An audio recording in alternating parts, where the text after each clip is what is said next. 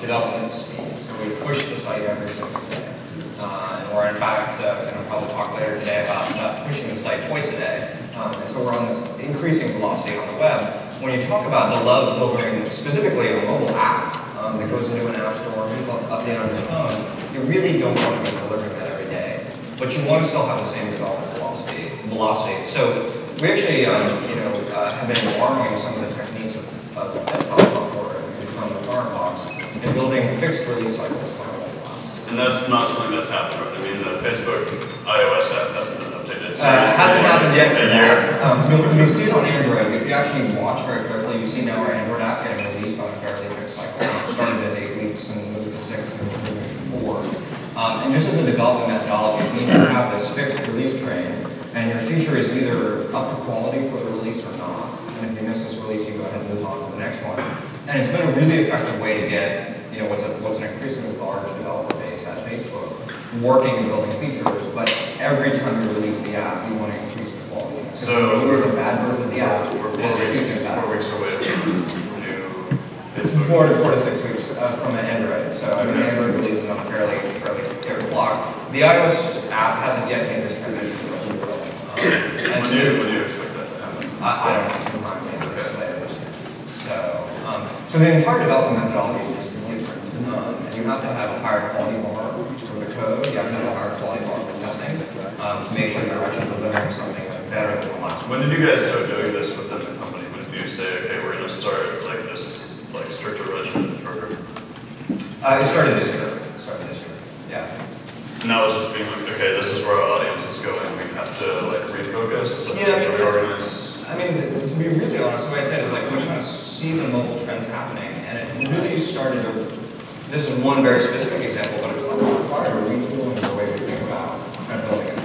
Everything from learning new platforms for a lot of engineers to hiring more talent with experience there to our release process. So kind of everything you do changes because we've been lucky to get amazing breadth on mobile. So 500 plus million people using our app on mobile. And so our first focus last year was really just get all the features, make sure we're on the platforms, make sure if you want to use Facebook, whatever device you pull out of your pocket can use Facebook.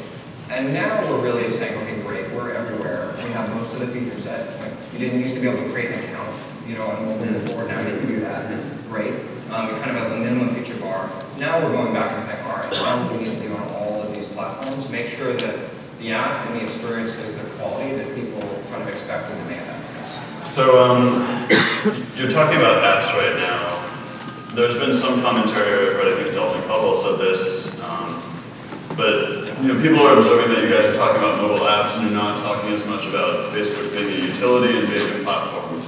Is there any sort of shift going on?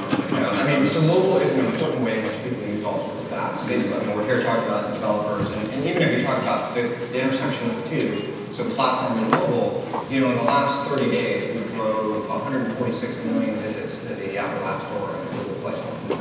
And so just, one of your challenges as a mobile developer, not on Facebook, is I've got this great app, I've got to get people to it, and I've got to make them aware of it. And I think Facebook platform is actually emerging as one of the best ways to get distribution and attention to your mobile app as a developer. So we're seeing a huge pickup in Open Graph and integration on our mobile devices. So I think this is a kind of, the issue there though is that you're a social layer, like an advanced sort of address book for some of this, for that type of feature versus being the owner of the platform in the sense that you are on the web. I don't think it's fair to say that we're disagreeing here with to say we're the owner of the platform on the web. I mean, the fact that you happen to host your game in an iframe like wrapped around Facebook Chrome, that's not the value you actually want. Right, but the difference is that on a mobile device, like Facebook is, a mobile app is part of the onboarding process, it's part of the social identity process. For a lot of app developers, it's another way to get users and retain users and all of that, but it's not the same as I am, existing on Facebook. Half my users think I'm made by, it's made by Facebook. In many ways, I mean, it's actually the logical extension of where we were going with Facebook Connect and the Facebook platform kind of on the web, which is saying our end goal wasn't to drive every user to get every experience in Facebook.com. We just don't think that that's the way the world is going. But I do think that every app can be better with a true identity, with your social graph and your social distribution. And that was really the vision of what we were talking about before the shift to mobile, to let you build the best experience you can, controlling the whole thing, but being able to integrate identity, friendly social distribution into that. So, two sets of questions now. One, what are you doing with Instagram and Karma? Are those, I mean, I believe the plan is to keep those separate, right? Assuming that you have those. Yeah, so Instagram is of course, yeah, so there's not a lot I can talk about on that. And Karma, you know, just happened recently. So there's not a lot I can talk about there, but I think we're pretty excited in terms of, you know, commerce and gifting on the platform in general, on Facebook in general. It's just I think, an exciting opportunity for us. And Instagram, the thing I'm most happy about is they continue without our help or involvement at all, they continue to grow. But you're personally managing camera and messenger, right? I am, yeah. Okay, and what was the shift? What's the thing you're in? I mean, you're one of the top tech people in the company. You know, you've been on the engineering side, now you're taking over those products.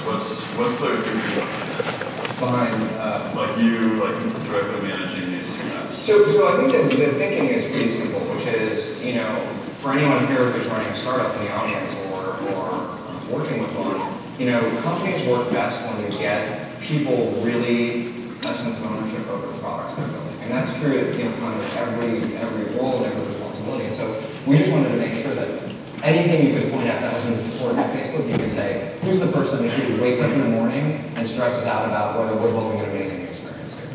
And if there's ever any confusion about that, you're not likely to be doing a great job. And so we just went through the company and said, for everything we care about, we want to make sure there's one person we can point out and say, you're responsible for this. And we worry about it every morning. So what stresses you out about camera and messenger right now? What are you trying to improve on those two apps?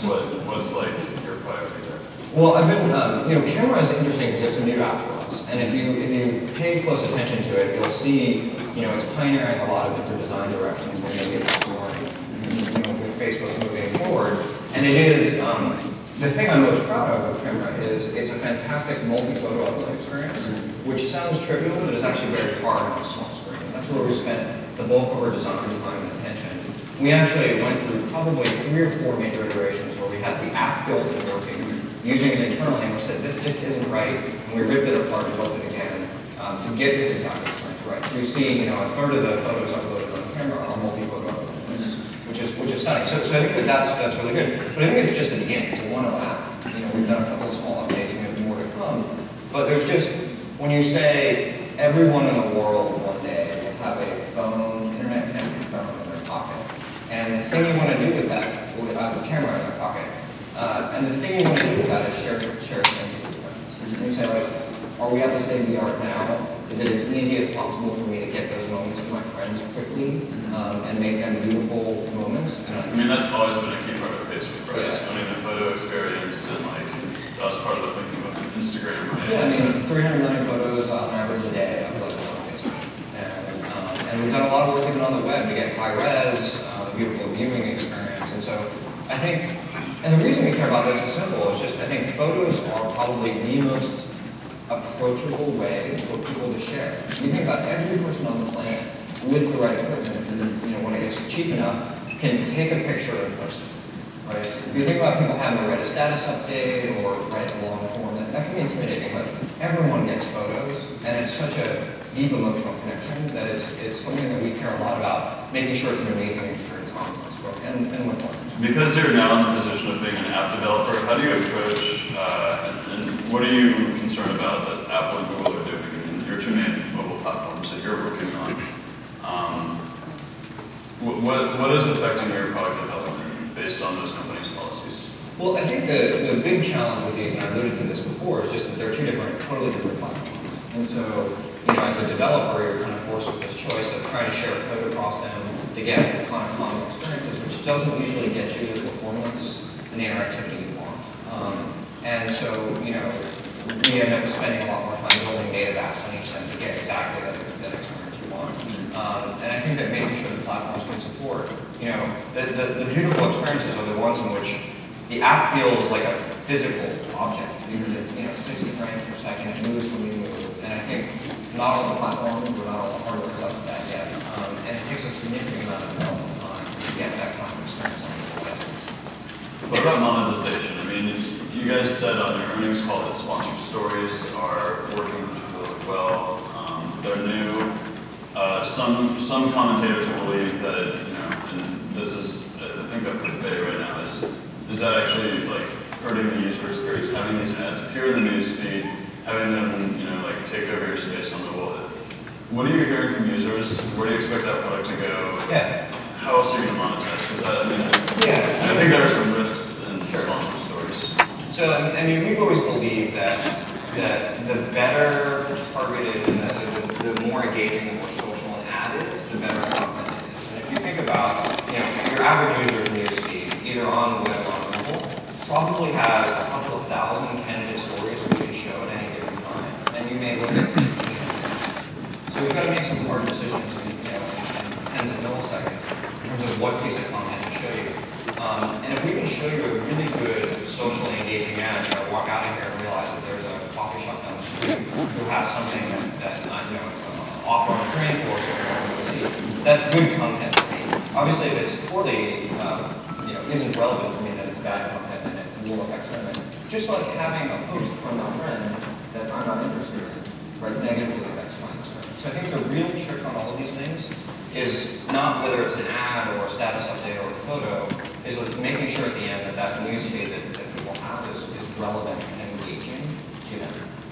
What about, there was a Wall Street Journal article recently saying that mobile app ads are potentially coming from you guys, where developers could actually pay to target, somewhat similar to what you do on the web already. Can you talk any more about that? Yeah, I mean, I'm not really going to talk much about future projects, but you know, as I said, I think that we're already driving a tremendous amount of distribution for mobile apps. I think the real challenge for many people is getting distribution for their apps, getting people to install them. So if there's any way for us to either make it easier for users to find your app and install it, or, you know, I think developers getting better monetization stream apps, I think it's a really big need.